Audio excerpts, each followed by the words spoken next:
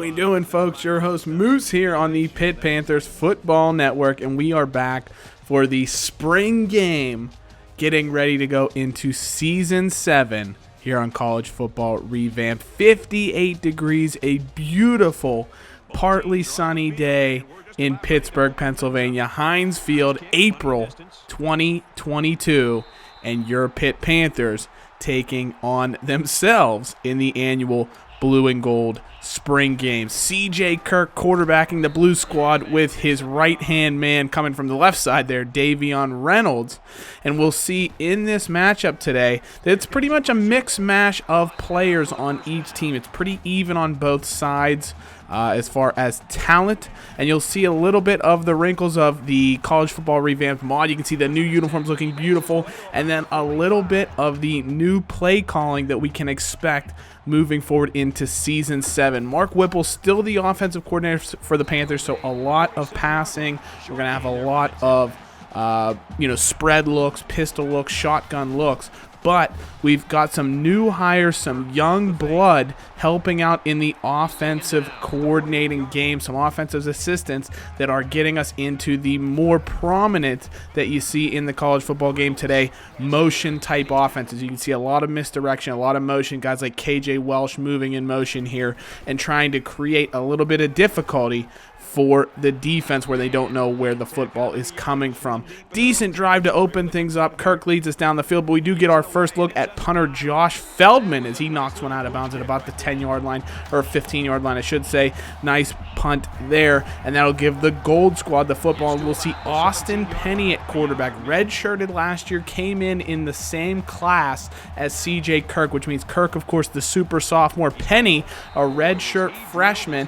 He's playing for the backup role against redshirt senior Noah Brooks, who we will see later in the contest today. But a nice pass outside to redshirt freshman Nash Jackson. I think that's what you're going to spot in this spring game. Of course, we lost so many players in the offseason to graduation, to the NFL, to transfers, that there are a ton of spots up for grabs on both sides of the football, and that means there's a lot of players making their auditions in this matchup today, and we're really getting after the quarterback well. Penny takes a hit there, forces 3rd and 18, back to pass, decides to go for it, all trying to find Nash Jackson out wide, and it's defended well by Scott Whaley, and so we see another punt. The punter and the kicker, the only guys that we'll see on both teams here today, because we only have one of each, of course. And there's Jordan Murphy Jr., 5-yard return there for the true freshman, the corner that we brought in out of Maryland. Very solid looking player, and you can see we're sticking with some Wildcat concepts. That time it was Davion Reynolds taking the snap in place of where Jay Keys used to be. Hands off to Colin Wells. Doesn't go much of anywhere, but you see that we still have that incorporated in the playbook a little bit. Kirk links up with his favorite target, Davion Reynolds, right there for a short gain. Sets up 3rd and 9, and then a beautiful play here as Kirk rolls out, finds Davion Reynolds. He sprints across the 20, inside the 10, down to about the 4-yard line. 56-yard pickup for Davion Reynolds. He had Cameron Taylor Smith lose him Matt Emery, I should say, our redshirt senior, expected starting strong safety replacement for Avery Heller, loses Davion Reynolds in coverage there, and it turns into a big game. And this is what I like to see. This is the kind of wrinkle that you can see in the playbook this year. A triple option that started with redshirt freshman receiver Sino Rogers coming in motion across the middle of the field. Basically, the first read is a jet sweep. Then Kirk keeps it, and he can either run it himself or pitch it to Davion Reynolds. It's an unbelievable play, one that I really, really like, and I think those kind of things are going to add some nice wrinkles into our offense moving forward. Now, the player that everyone wants to see, the true freshman D'Anthony Hamilton, most explosive player in our recruiting class. He is speed, and more speed. Doesn't get much going on his return there, but if anyone has a chance to take Davion Reynolds out of the return game, it's D'Anthony Hamilton. Penny back to pass now, does find a man. That's Nash Jackson, currently his favorite target, and I was very impressed with a lot of the young receivers. Obviously, KJ Welsh, our #1 target coming back. We know what he offers to to the team. And so he actually didn't get a ton of action in this game, but that's just because we know what KJ Welsh can do. So seeing what some of the other guys can contribute. Here's one player to watch, Keith Onyango. He's kind of the Benjamin Ogden of the last few years in that he's a guy who has a lot of speed, decent size. He's 6'3", but he just hasn't put together, he hasn't had the opportunity because we've had so many good receivers recently, but he's finally going to get a chance to make something of himself and make some big plays. But I think he could be similar to a Benjamin Ogden. He's got the physical tools. We have to see if he can put them together. Penny struggled here in the first half, had a tough go of it, but this is an absolute dime to our man Keith Onyango out on the sideline. Referees in a spring game don't really take a look at instant replay there. Not sure if it would have counted if he did get a foot in bounds, but it was a nice 30-yard pass to the sideline nonetheless. And we finally got Daenerys Carter going. He and Colin Wells are going to be in a showdown for the backup role behind Davion Reynolds. I think they both have the talent to spell him. The question is going to be, how much does Reynolds get used during the season this year? Is he going to be a bell cow where the Panthers just feed him the ball? Or is it going to be more of a running back committee just to keep Reynolds fresh because he's so important to the team? And that's a great throw from Austin Penny there. A little bit dangerous. The safety got turned around a little bit, corner. That was Scott Whaley there in coverage on Onyango. Great little cut inside by the redshirt junior out of Fort Lauderdale. Really nice play there for the Cardinal Gibbons High product. And it was a great touchdown for the Gold team to even things up. Davion Reynolds, 15-yard pickup there. That's what we like to see from him getting going. We don't want to wear him out in this game, but just showcase what he can do and get his legs moving here for the fans. Nice little read option there from CJ Kirk. 14-yard pickup there, shaking off a defender and showing what he can do with his legs this year. Back to passes Kirk there, and he takes a hit off, so you don't want to see that in your spring game, but we don't have the opportunity to put the red no contact jerseys on these players here. So Kirk does take a big hit. 3rd and 6, we see KJ Welsh in motion, a little bit of a 11 formation there, 11 personnel, tight end in kind of a wingback formation. Reynolds in there. We go with the motion this time on 4th down. Decide to go for it because why not? It's the spring game, and Quincy Veers hooks up with CJ Kirk along the sideline. Great game there. Love the little trickeration. And then the first look that we get at redshirt freshman tight end Christian Klump, highly touted recruit out of Illinois last season, 4-star, and he's a guy that I think is going to be really, really big this year.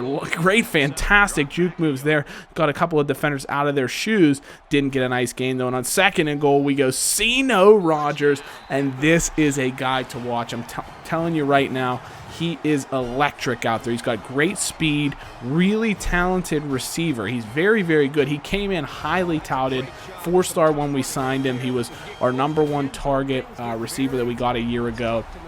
Redshirted him this past year, and he is ready to step up in a big way. I think both he and Nash Jackson as redshirt freshmen are going to make huge impacts on the team this year because you already have KJ Welsh. You know what you're going to get out of him. Onyango, we hope to think he'll make the next step, but beyond them, nobody's really proven at all. Quincy Veers has maybe a couple of catches in his entire career, so there's a lot of opportunity for guys to take chances, and when guys like Keith Onyango aren't going to hold on to the football there, that's going to give some of those younger guys opportunities to come after the ball. And Penny taking some chances here going to the sidelines. Whaley knocks that one away, sets up 3rd and 10 for the redshirt freshman quarterback out of New Jersey. Rolls out and nearly intercepted yet again. Cedric Granger makes the play there, and Granger is a guy that we want to watch moving forwards in the season because, of course, he has played corner for us the last 4 seasons. He's a redshirt senior this season. He could be someone that we see a position change really make an impact for him going forward. And the reason that is he doesn't have the speed, I think, to play a cornerback role for us, especially not in the slot. But with his excellent zone coverage, excellent man coverage, excellent tackling, and very solid intangibles, I think he is a guy that could potentially feature at the safety spot where we're so going to be lacking because of Avery Heller's sudden departure to the NFL, T.C. Colvin's transfer, and then, of course, Jacob Laughlin's graduation as well. I think Cedric Granger could be a guy that a move to safety could be just what the doctor ordered to really make him an impact player, because otherwise he's just been stuck as our dime cornerback And I really don't even think he fits that role this year, because I think Jordan Murphy Jr.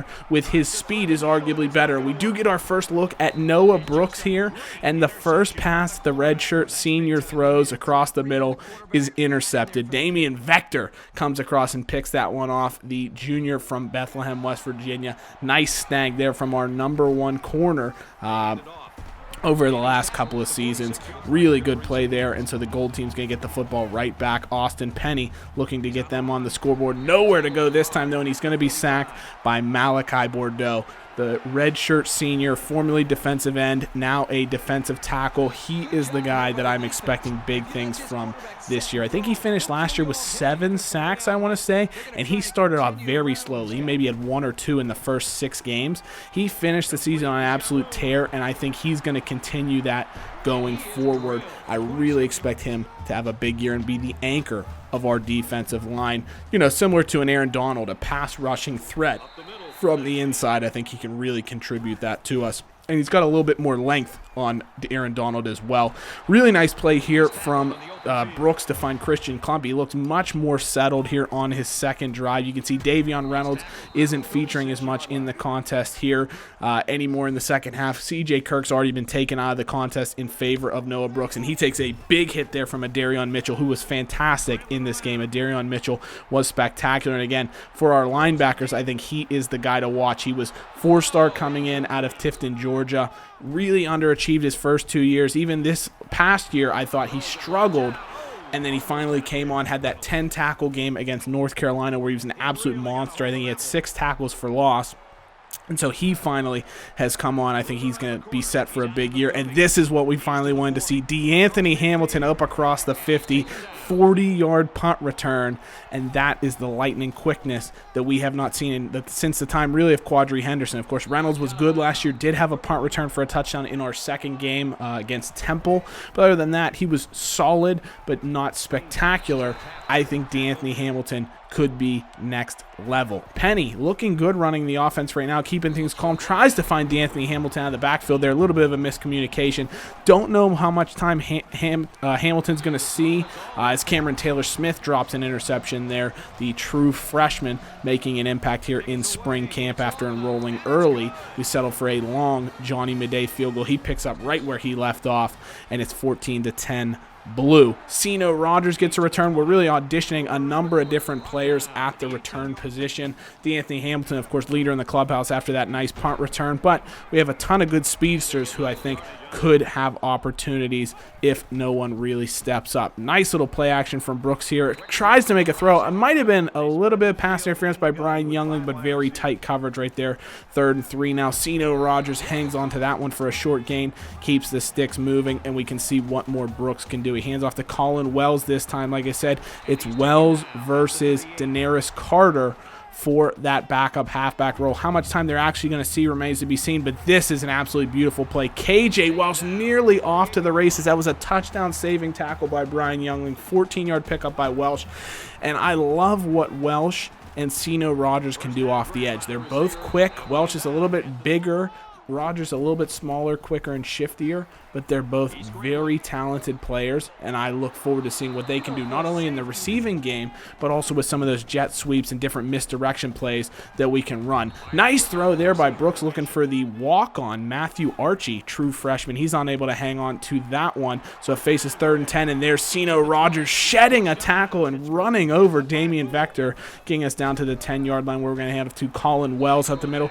He's been consistent, hasn't been a big gainer, but he hasn't really lost any yardage either. Carter, I thought, looked good as well, but this might be the play of the day. KJ Welsh on the fade route from Noah Brooks. This is a perfectly thrown football, and what a catch by KJ Welsh to go up and get that. That is a play that we may see more of as we move on through this season. Of course, not necessarily with Noah Brooks at quarterback. Hopefully it'll be CJ Kirk in there, but a fantastic play call, fantastic throw, and a great touchdown. That's a nice play for Daenerys Carter out of the backfield. Another guy who played well, you saw him make the tackle there, Kenton Hill. Of course, he was probably the safety that was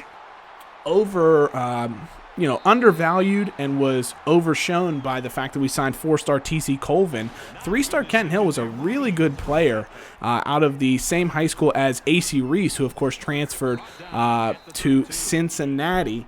so he won't be on the roster this year. He'll be starting for Cincinnati as a redshirt senior. But Kenton Hill from the same high school, very good player. He's a great tackler. He's a big hitter for a small guy. Loves to come up and lay the wood near the line of scrimmage, and he did that very well in this particular game. And I love that you can look at players' ratings and you can just tell how they're going to play and put them in a position to succeed. Hill was so good near the line of scrimmage. Great tackler. Not very fast, so you want to get him near the line so he can get to the ball as quickly as possible. But he's really, really solid there. And something I want you guys to see, take a look at true freshman Kenny O'Neill absolutely blow up true freshman JP West Turner there on the left side line. He absolutely caved him in as we got pretty much a no gain on the play defensively, but wow, that's a guy who, as a true freshman, is definitely going to see the field. 3rd and 9, there's Kenton Hill yet again. Another nice tackle as we try to get the screen to Daenerys Carter. And you can see we kind of tried to switch between playing defensive for both teams and offensive for both teams. Obviously, I wanted to have an opportunity, and this is where I don't understand. I don't know if it's a slider thing. I'm still trying to get the sliders worked out. Using Jay Kitt's Operation Sports sliders as a base, but Young 22's fatigue off sliders. I do have fatigue on, but I liked his slider combos. Using those in combination as well to kind of make a mishmash slider set for this upcoming season. I don't know what it is, though, with sliders that the defense for the CPU, when you throw a pass that's into coverage, they seem to contest it so well. They get their hands up, they knock the football down. When the CPU throws a pass into tight coverage and it's your defender, as you're the user on defense defending it, but you choose not to use that defender, you just let them play the ball, they never stick their hands up. They never try and go for the football. That play right there, that touchdown to Nash Jackson, no way in the world if I threw that would that have been a completion. That would have been knocked down, would have been potentially intercepted. It ends up going for a score and putting the gold team right back in the contest. So that's something that's a little bit of a pet peeve with the way the game plays. I don't want to resort to user defending, especially because the triangle button never seems to respond, or the Y on Xbox, of course. But look at this throw. Noah Brooks on 3rd down finds Cino Rogers, and look at that catch by the sideline. Gets his feet, tiptoes inbounds. We choose to kick a field goal here. The reason being, it gives the gold team the football back. Down 8 with 16 seconds left. I just wanted to see, it's a spring game, so you just tell the team what to do. Narduzzi decide, hey, kick this field goal right now. We got a little bit of time on the clock. Let's see if the gold team can get down the field and at least have a chance at a touchdown to try and tie this game up. Nice throw again by Penny to Onyango, and that's the thing with Penny. He had a couple nice throws, especially his deep balls looked pretty good. You can see he finds Nash Jackson right there. That's a drop that should have been caught. But he finds his players downfield. They make some plays there, but just the simple plays he seems to not be able to make. That's a really nice throw to Shane Mitchell as well. Unfortunately, no time left on the clock, so they weren't able to get down and spike the football, and that would be how the game would end. The blue team beats the gold team 24-16 in the annual Blue Gold Spring game. Cino Rogers, your play of the game, rushing touchdown, 6 catches receiving-wise as well. The play of the game, they don't show it or designate a play of the game, but in my opinion, it was that fade route to KJ Welch. That was one of the most beautiful plays I've seen. I also loved the jet sweep triple option that we scored the touchdown with Davion Reynolds. That's some of the play calling that I think is going to get mixed in this year. That's where the youthfulness of our new offensive assistants are going to be really, really imperative to help keep defenses off balance, because they never know who's going to get the football on any individual play for us. So really fun game. I had a blast playing this. It took me a ton of time to set it up because, of course, I had to get the rosters set. Then once I got the roster set, I had to load up the game, and I had to switch between both teams and set up their depth charts, and I had to make sure that there weren't players that were supposed to be on the blue team on the gold team's depth chart and vice versa. So it took me so long to get it set up before I could actually start playing the game. But then from there, I just kind of flipped back and forth offensively and defensively. I wanted to get a feel for as many players as I could out on the field and give them a true opportunity to showcase their abilities and make an impact and try and determine who's going to be feature players for us coming into next season. And obviously, what I want you guys to do in the comments, let me know who you think are the big players this season, who are guys that are non-contributors or new players for this season that should be on the field moving forward. Let me know who you think our backup quarterback should be too. Did you like Austin Penny? Did you like Noah Brooks? Noah Brooks, I thought, was very good once he got past that initial incompletion, or interception, I should say, on his first pass. He was very good after that. He had a couple nice throws to Ceno Rogers. I thought he looked very solid. Penny was wildly inconsistent, under 50% passing, 2 TDs, 1 INT. Of course, one of those TDs was CPU passing, where, like I said, I thought the defensive coverage was just bad. But it is what it is. The one thing that was great to see, CJ Kirk looked spectacular. 113 yards passing, 8 of 11. No problem there. He ran the ball well, 2 carries for 19 yards, had a great pitch on that touchdown run for Davion Reynolds. Colin Wells looked good. I thought Darian Carter looked good as well. He had 1 carry that really hurt his average that was a -8 yards. Other than that, Daenerys Carter, I thought he looked good. I thought the use of the jet sweeps to Ceno Rogers and to KJ Welch was fantastic, of course. Rogers had 2 that went for 8 yards, and I think he had 1 that was -4. So, of course, that's what killed his average as well. KJ Welch had the 14-yarder. Like I said, Daenerys Carter, 3-yard average, but if you get rid of that -8, he's almost at 4 yards a carry. I thought he looked good. He's a little bit more of a big body, which I like because Reynolds is small. Colin Wells is a little undersized, so I think Daenerys Carter gives us a little something different at halfback, which I like. So we'll see where we go from there. Another thing I really liked, we talked about some of the good receivers and some of the new folks that we have. I thought Christian Klump looked very good. 3 catches for 31 yards for the tight end. He's much more of a threat offensively than Jay Ballmer is. There's no question about that. Ballmer's the blocking tight end. He's the guy that when you bring in 2 tight ends and you really want to push for the run, he comes in. Christian Klump is more of a modern day tight end who can split out wide, can play receiver, and can make an impact in that regard. So I think that's something we can look forward to this year with him. Now, as far as the offensive line is concerned, I think they're pretty much set across the board. We do have some nice returning players who are going to take over. Wendell Matthews finally ready to step into that left tackle position. Joel Sykes, the sophomore, is going to step up into left guard. Luke Davis is going to shift back from left guard to his more natural position of center. Then, of course, right guard is going to be Charles Rhodes stepping into that position, while we'll have Daniel Jenkins moved outside from guard to tackle, the redshirt senior from Massachusetts. Not a ton of Massachusetts guys on our rosters over the years. He'll be starting there at right tackle. Defensively, again, thought some players looked very good. One guy to watch out for, again, didn't bring him up mid-game, but you saw him on a number of highlights. Dio Langston Jr., the JUCO sophomore middle linebacker. He is a beast all over the field. Made a great sack, couple of tackles, looked really good. I thought defensively, we were solid. You know, we made some good deflections. I thought Jordan Murphy looked good in the slot. Brian Youngling, we know what he provides. Whaley and Vector are known commodities outside. Safeties were a little bit of a question mark. I thought Matt Emery got smoked, of course, in that big play to Davion Reynolds. And then, again, Granger didn't play a ton at safety in this game. That was more of a move I made after the fact. But, you know, Taylor Smith was okay. Matt Wright didn't get to play that much, but he was all right. You know, so we're iffy there. Keon Gibbs was okay again, same thing. Linebacker, I thought we were solid. Darion Mitchell's very good. Talik Bridges is very good. Our 2 outside linebackers are great.